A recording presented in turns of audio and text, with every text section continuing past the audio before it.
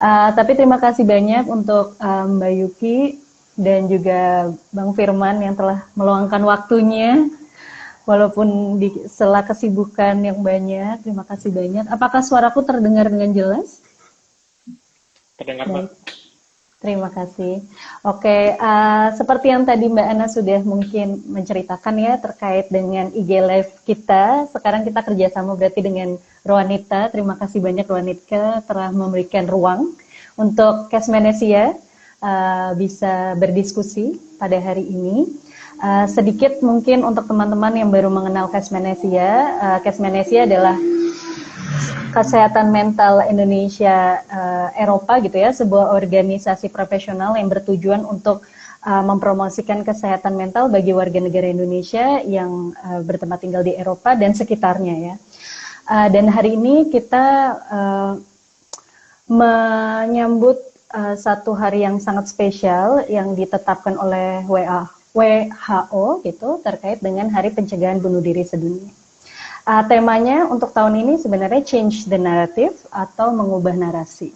Nah, sedikit mungkin teman-teman yang baru ikut serta di sini, mengapa WHO memilih sebenarnya untuk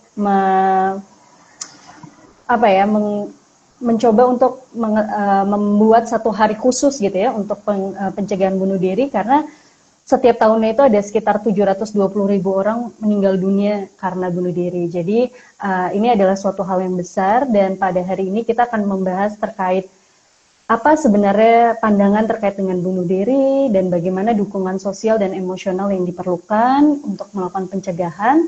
Maka saya ditemani oleh ada Bang Firman di sini, Firman Martua Tambunan, benar ya Bang? Psikolog klinis di Jerman. Dan Mbak Yuki Fragariani, betul Mbak Yuki? Yang merupakan seorang hipnoterapis di Irlandia. Oke, kita mulai dulu dengan Bang Firman. Bang Firman, boleh cerita apa sih yang sebenarnya perlu kita pahami tentang bunuh diri dan juga bagaimana bunuh diri itu sebenarnya berkaitan dengan isu kesehatan mental baik secara global maupun di Indonesia. Silahkan Bang. Ya, terima kasih Mbak Nadia. Salam kenal juga buat mungkin buat Mbak Iki yang baru pertama kali kita sama-sama live. Ya, mungkin untuk menjawab pertanyaannya gitu ya, kalau kita ngomongin tentang bunuh diri sendiri gitu ya, itu sangat-sangat multifaktor gitu ya. Jadi nggak bisa tuh hanya dibilang hanya satu faktor aja gitu. Ini sebenarnya udah mematahkan gitu ya, mematahkan sebenarnya argumen atau pandangan yang mungkin yang masih beredar di masyarakat itu sendiri gitu ya, bahwa ini adalah hasil dari kurang iman gitu ya. Jadi dari sini saja itu sudah mematahkan argumen tersebut gitu. Karena kalau kita ngomongin bunuh diri itu pasti selalu multifaktor. Jadi bisa mungkin dimulai dari faktor biologis, psikologis, dan sosial contohnya. Jadi kita ambil aja contoh gitu ya, contoh singkat yang nggak mungkin selalu harus begini akhirnya gitu ya. Mungkin ada seseorang dari faktor biologis mengalami penyakit kronis contohnya gitu ya, ambil saja ada serangan jantung gitu ya, terus mengakibatkan mungkin lumpuh sebelah gitu.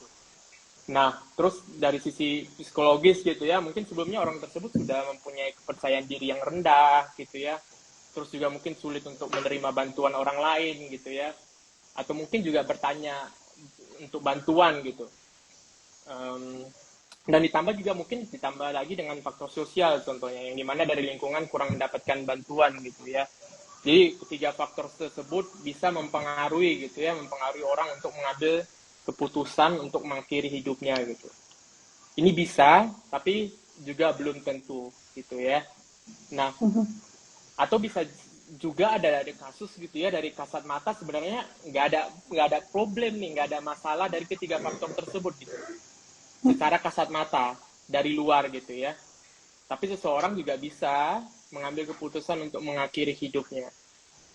Jadi sebenarnya kalau ngomongin tentang bunuh diri itu sendiri ya bisa dikatakan sangat unik gitu.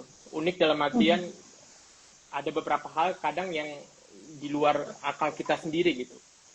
Selain pasti juga di sisi yang lain gitu ya, ditemani dengan rasa sedih yang mendalam untuk orang-orang yang ditinggal gitu ya, dengan beberapa pertanyaan mungkin.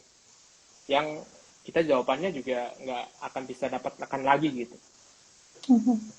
Nah, dan ini juga bisa jadi bagian dari gangguan jiwa itu sendiri gitu. Kalau kita mau lihat lebih mendalam lagi, bisa jadi tapi tidak harus gitu ya. Contohnya ada bisa juga mungkin seseorang mengalami gangguan depresi berat gitu ya, atau skizofrenia gitu ya, yang dimana seseorang mengalami halusinasi auditorik contohnya, yang sifatnya menyuruh seseorang untuk mengakhiri hidupnya gitu. Jadi lagi-lagi kalau mau disingkatkan ya, ini nggak sesimpel dibayangkan dengan kurang iman dan sebagainya gitu. Dan di sini kesempatan ini mau saya gunakan juga untuk mengajak teman-teman gitu ya. Mengajak teman-teman untuk mau gitu ya, untuk mau berani bersuara gitu. Jika ada orang-orang di sekeliling kita gitu ya, yang masih punya pikiran atau punya anggapan bahwa ketika ada seseorang yang punya pikiran atau mengakhiri hidupnya itu hanya karena kurang iman gitu. Jadi bunuh diri itu sangat multifaktor, dan mengatakan bahwa seseorang hanya karena kurang iman itu tidak akan membantu siapapun gitu. Hanya akan memperkeruh suasana gitu ya. Jadi lagi-lagi bunuh diri itu sangat multifaktor, dan beberapa bagian dari pertanyaan mengapa akan tetap jadi rahasia gitu seseorang yang mengambil keputusan tersebut. Mungkin itu saja tadi untuk pertanyaan pertama, semoga lumayan jelas gitu ya untuk apa yang disampaikan. Iya, aku mendapat insight yang dalam sekali sih Bang Firman, bahwa memang kompleksitas dari bunuh diri itu kan tinggi ya, dan terkadang kita hanya melihat mungkin dari sosial media dan sebagainya bagaimana narasi bunuh diri itu dibuat seperti bunuh diri karena kurang iman, bunuh diri karena masalah ekonomi. Sebenarnya bentuknya lebih kompleks dan sangat multifaktor gitu ya Bang ya. Yes, ya. Dan menurut Bang Firman, seberapa penting sih sebenarnya peran edukasi terkait dengan kesehatan mental yang bisa sebenarnya sebagai cara atau upaya untuk mencegah bunuh diri ini? Iya, penting sekali tentunya ya, dan kalau dilihat sebenarnya saya juga sangat senang gitu ya melihat perkembangan sekarang itu. Jadi tingkat kesadaran akan kesehatan mental itu juga meningkat gitu. Dan di sana saya rasa juga penting juga ini peran dari salah satu Ruanita dan juga Case Malaysia dan beberapa organisasi lainnya juga ya, untuk tidak lelah gitu ya, untuk tetap juga menyuarakan betapa pentingnya kesehatan mental itu sendiri gitu.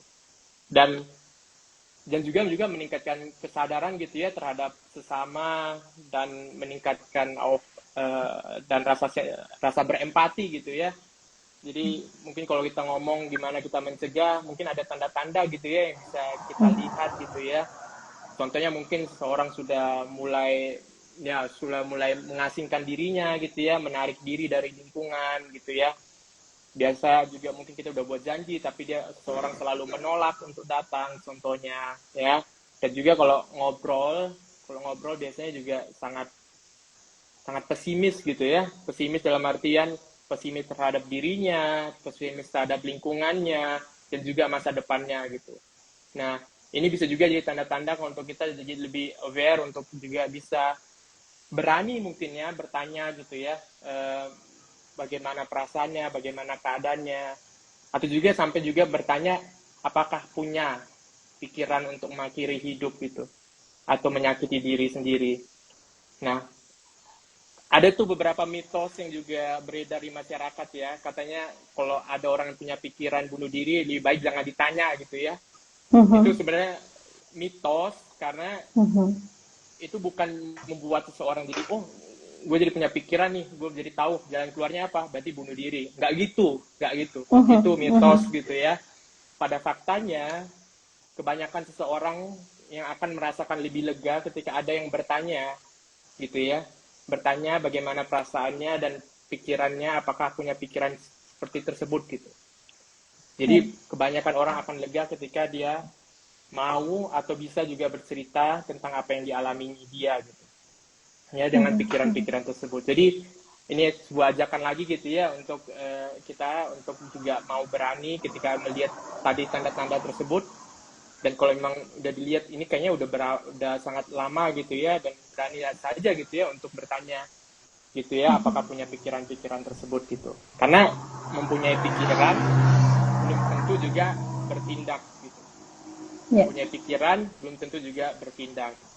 Ya, tentu nanti ada itu biasanya tingkatan-tingkatnya gitu ya. Ketika seseorang hanya punya pikiran belum tentu dia juga bertindak gitu. Tapi ketika sudah ada plan yang dibuat, sudah ada hal-hal yang sudah dipersiapkan, itu biasanya tingkat kemungkinannya juga jauh lebih tinggi.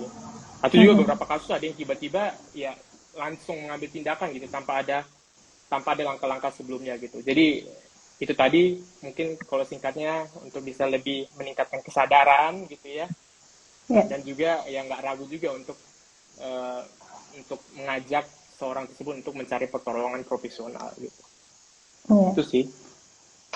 Jadi bisa dibilang memang support sistem itu penting sekali ya Bang Firman ya dalam seseorang yang baik berkeinginan untuk bunuh diri maupun ya intinya berkeinginan pun seperti yang tadi Bang Firman bilang berpikir belum tentu action, tapi berpikir itu sudah menjadi salah satu warning gitu ya untuk kita udah melakukan approach. Dan bahkan tadi Bang Firman mention juga teman-teman yang mungkin sudah mulai menjauh dari sosialisasi itu sudah harus kita rangkul ya, kita sebagai komunitas harus merangkul dan bertanya mungkin apa yang dibutuhkan dan sebagainya. Oke. Mbak Yuki mungkin ada tambahan atau aku akan masuk ke pertanyaan Mbak Yuki? Iya, silakan. Bagus sekali Mbak. Baik. Iya, seperti yang tadi sudah saya perkenalkan di awal untuk teman-teman, Mbak Yuki adalah seorang hipnoterapis. Nah, saya ingin tahu lebih banyak nih tentang pengalaman profesional dari Mbak Yuki sendiri, bagaimana mendampingi klien di Irlandia berkaitan dengan mungkin isu depresi dan juga bunuh diri. Silakan Mbak. Ya, terima kasih Mbak. Jadi hipnoterapi membantu seseorang masuk ke dalam kondisi yang rileks, di mana pikiran bawah sadar lebih terbuka untuk menerima sugesti positif. Nah, seringkali luka batin atau pola pikir negatif itu berakar atau berasal dari pengalaman masa lalu yang tersimpan tanpa disadari. Ya, melalui hipnoterapi kita bisa menemukan akar pengalaman itu, lalu mengolahnya kembali, dan klien bisa punya perspektif yang baru dengan melihat pengalaman yang masa lalu itu dengan perspektif yang lebih sehat. Misalnya mengganti keyakinan I'm worthless, saya tidak berharga, menjadi saya layak untuk ada di sini, layak untuk dicintai dan diterima. Saya pernah mendampingi seorang ibu bekerja, seorang wanita karir yang sebetulnya dia sukses di pekerjaan, dia sukses di rumah, tapi karena burn out, yang tidak merasa harus selalu berforma tinggi di pekerjaan dan juga membesarkan anak-anak yang dia punya ide anak-anak semua harus sukses. Jadi kalau di Irlandia ada istilahnya mami taksi. Jadi 3 anak yang punya tiga kegiatan di luar sekolah yang beda-beda. Jadi hari Sabtu dan hari Minggu ibu ini tidak bekerja, tidak ke kantor, tapi sibuk. Dan itulah yang sudah bertahun-tahun dia tidak sadar bahwa dia mengalami burnout sampai ada panic attack dan mulai punya pemikiran kenapa saya jadi seperti ini dan tidak bisa berfungsi untuk keluarga. Nah dengan seperti yang Bang Firman tadi bilang, hanya ada satu ide dan dia karena saya sekarang sudah tidak berharga, tidak bisa berfungsi dengan baik, apalah gunanya saya? Dan dia mulai berpikir mungkin keluarga saya akan lebih baik tanpa saya ada. Dan disitulah dengan hipnoterapi saya membantu Pertama untuk menghilangkan um, um, level emosional beliau yang sangat rendah, itu untuk kembali ke baseline, dan dari situlah dengan bantuan untuk kembali ke level. Jadi bisa mulai bisa melihat sehari-hari dengan kehidupan positif note lagi. Ya, jadi seperti kalau ibaratnya hipnoterapi itu seperti mengakses folder ya, yang tersembunyi di kita punya folder di seperti komputer, seperti laptop punya beda-beda folder. Kadang folder itu berisi file yang lama atau file yang sudah penuh yang bikin komputernya lambat. Nah, dengan hipnoterapi kita bisa reboot lah, seperti reboot komputer, dan mungkin kita perlu menghapus file-file lama yang sudah tidak ada gunanya, yang merugikan, dan menginstal program baru. Jadi hasilnya hidup terasa lebih ringan dan lebih positif. Wow, terima kasih Mbak Yuki share-nya. Berarti dalam proses hipnoterapi itu juga membantu misalkan memiliki trauma, terus tadi juga self confidence yang kurang gitu bisa terdukung ya Mbak Yuki ya dengan hipnoterapi. Iya, saya ingin hanya membantu bahwa si ibu yang saya bantu ini, dia punya identitas melihat dirinya sendiri sebagai seseorang yang selalu sukses di pekerjaan, selalu bisa membantu, dan seseorang yang punya status sosial yang baik. Dan pada saat dia tidak bisa melakukan itu, dia merasa identitasnya hilang. Dan saya hanya ingin membantu.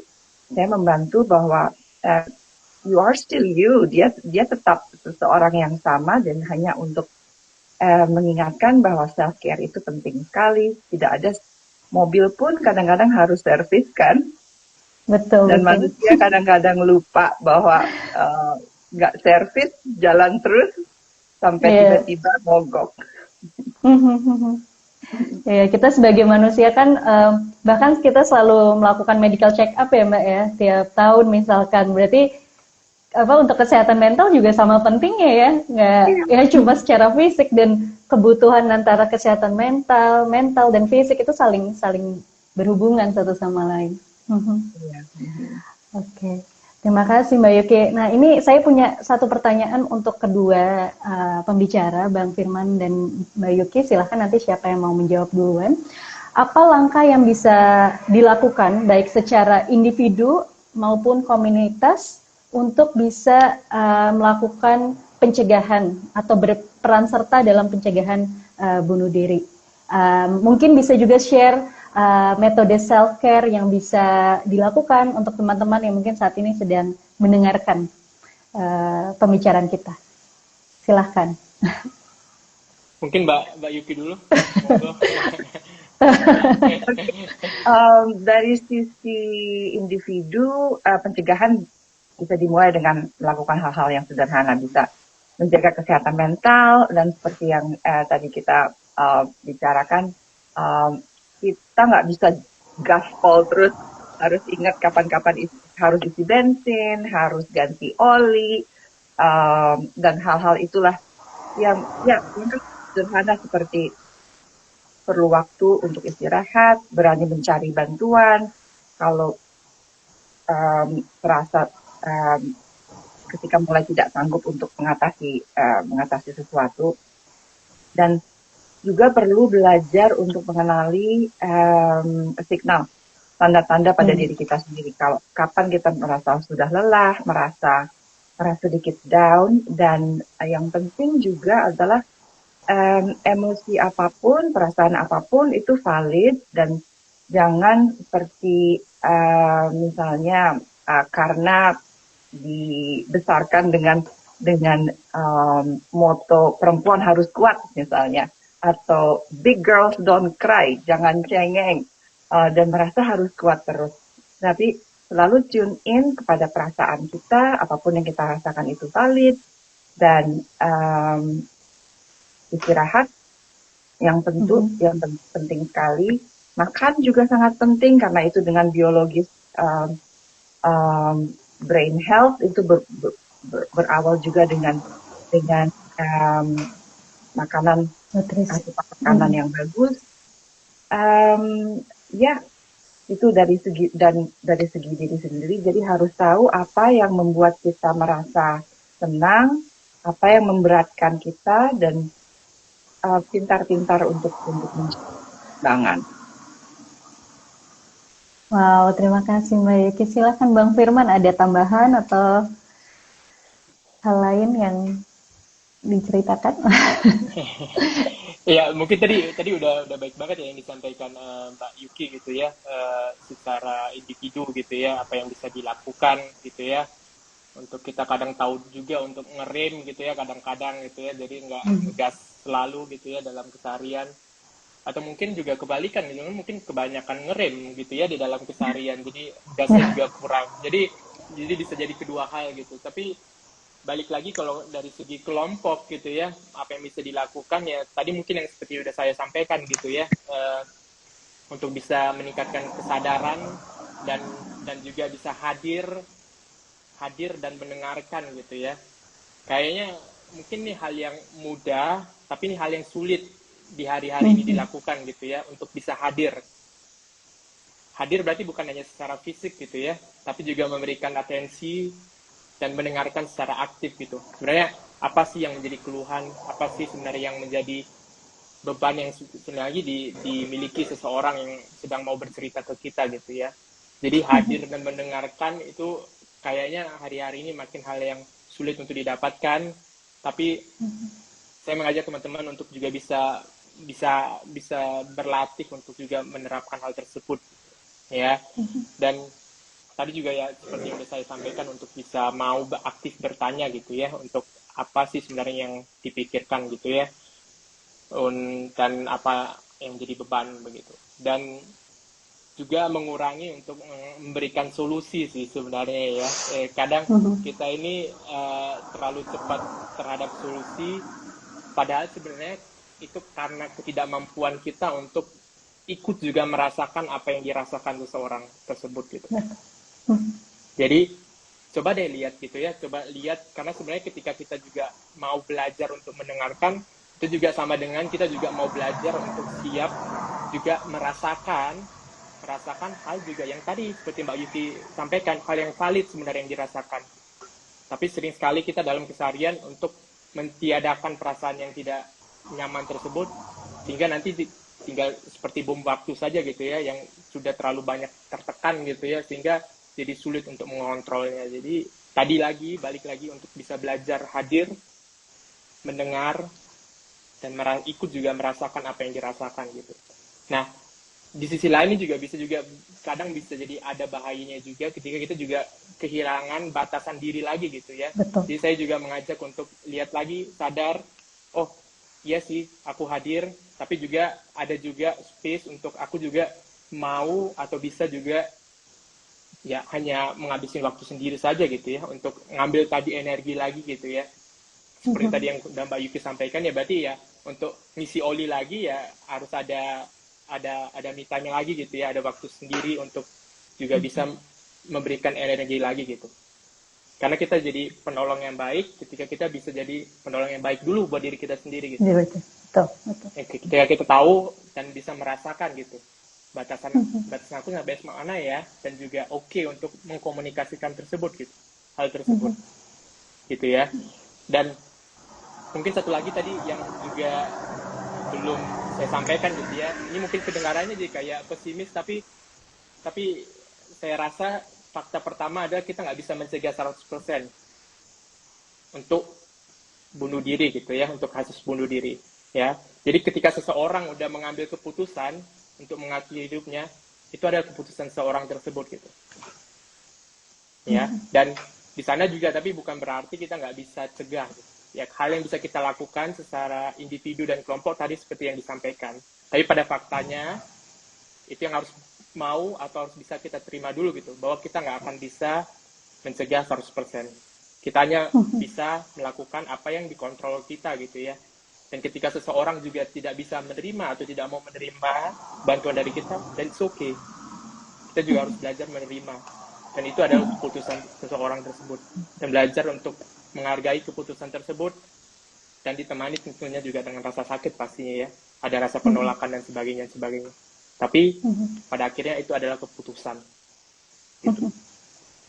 Wow, terima kasih Mbak Yuki dan Bang Firman. Tadi aku mendapatkan dua hal ya. Jadi dalam konteks yang pribadi pastinya balance, baik secara nutrisi, istirahat, kesehatan mental, semuanya itu penting gitu ya. Dan untuk komunitas atau teman, kerabat gitu ya, bisa hadir untuk mendengar secara atentif, dan mengurangi memberikan solusi gitu ya. Karena kadang solusi itu juga tidak dibutuhkan, yang dibutuhkan adalah seseorang ada hadir di samping kita gitu ya, secara fisik gitu.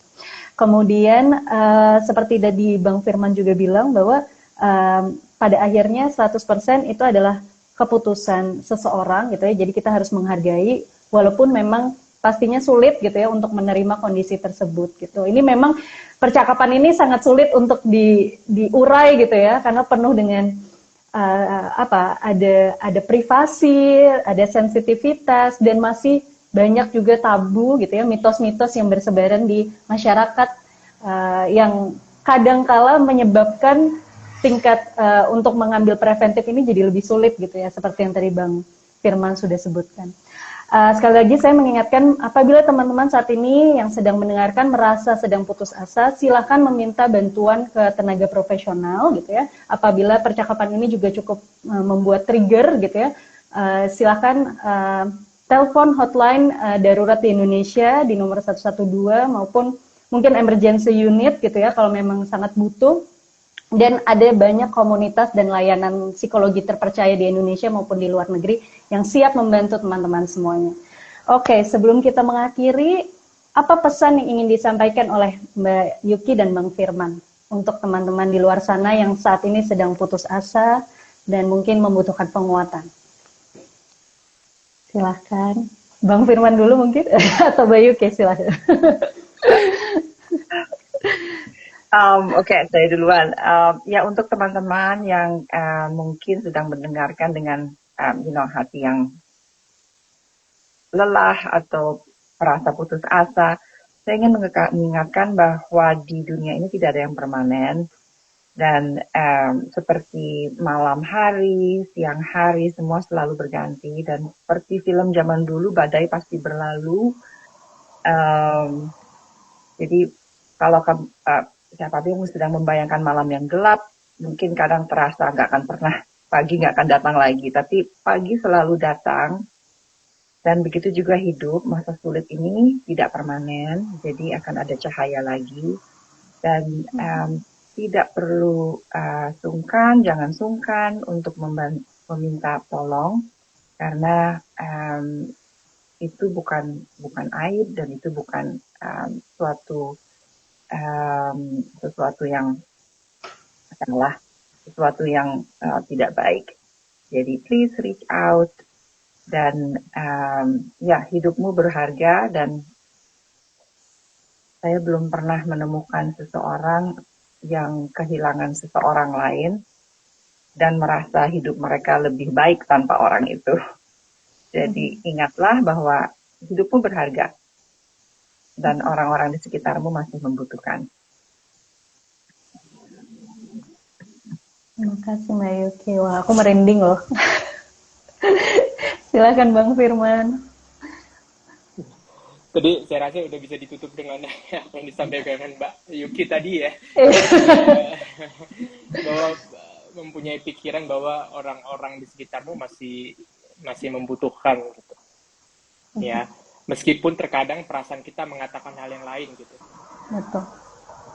Bahwa ternyata sebenarnya nggak ada yang peduli dan sebagainya gitu. Bahwa tapi kalau mau dilihat di dalam lagi masih ada orang-orang yang membutuhkan gitu ya. Dan mungkin kalau memang sedang yang dirasakan banyak rasa putus asa begitu ya, rasanya mungkin juga sangat wajar kalau punya perasaan tersebut gitu akhir-akhir ini gitu. Di sisi lain bisa jadi mungkin perasaan ini muncul gitu ya dari usaha untuk merubah sesuatu yang di luar kendali kita gitu, secara terus-menerus. Nah, di sini saya juga ingin mengajak teman-teman untuk lebih melihat lagi gitu ya ke dalam diri kita dan fokus untuk apa yang di dalam kontrol kita gitu ya, untuk melihat apa sih sebenarnya yang bisa sebenarnya dilakukan dulu untuk diri sendiri gitu. Dan di sana mungkin perlahan harapannya bisa melihat perubahan gitu ya. Dan di sini juga kita juga sedang mengalami resesi global gitu ya. Ini pasti juga menimbulkan banyak tekanan gitu ya dari banyak sisi. Dan di sini juga pentingnya lagi gitu ya untuk lagi dan lagi berani untuk ngobrol dan bercerita gitu ya, bercerita nah apa sih yang dirasakan gitu, bercerita secara jujur dan terbuka gitu. Dan ketika juga ada seseorang yang sedang mau ngobrol dan bercerita, di sana juga tadi ajakan untuk kita juga mau untuk hadir, singkirkan dulu tuh handphonenya, singkirkan dulu tuh yang lihat TikTok atau Instagramnya, jadi benar-benar hadir dan mendengarkan ya, dan menggunakan semua indera kita untuk mendengarkan sebenarnya apa sih yang menjadi keluhan atau yang jadi beban untuk orang yang sedang mau bercerita gitu. Jadi hadir untuk sesama. Oh, terima kasih Bang Firman. Ya, ini rangkaiannya sudah menuju akhir atau sudah akhir sebenarnya. Jadi terima kasih banyak Bang Firman dan Mbak Yuki. Dari saya mungkin satu kalimat, kamu tidak sendiri. Bicara bisa menyelamatkan nyawa dan setiap nyawa itu sangat berharga. Jadi mari kita bersama-sama sebagai komunitas untuk saling support satu sama lain dan juga memahami kapasitas diri sendiri gitu ya, dengan kondisi yang sangat wow luar biasa, penuh dengan kejutan tiap harinya gitu. Tapi sekali lagi kamu tidak sendiri, kita semua bareng-bareng di sini gitu. Terima kasih untuk Bang Firman dan Mbak Yuki yang telah memberikan waktu istirahatnya loh teman-teman di sini untuk bisa menjawab di IG Live, untuk hadir di IG Live Kesmenesia dan juga Ruanita. Dan kita bisa mendapatkan banyak insight yang luar biasa dan penguatan yang luar biasa gitu ya, yang semoga bisa membantu teman-teman semua. Jangan lupa untuk follow Ruanita dan juga Kesmenesia. Ruanita kebetulan sudah upload salah satu hal penting terkait dengan bagaimana kita mengubah narasi sebagai bentuk prevention of suicide gitu ya, dan juga follow untuk mendapatkan update program dan semua psikoedukasi dan hal-hal terkait dengan Kesmenesia dan wanita. Selamat siang waktu Eropa. Terima kasih sekali lagi Mbak Yuki dan Bang Firman untuk kehadirannya dan juga seluruh teman-teman. Bye bye. Terima kasih. Terima kasih banyak.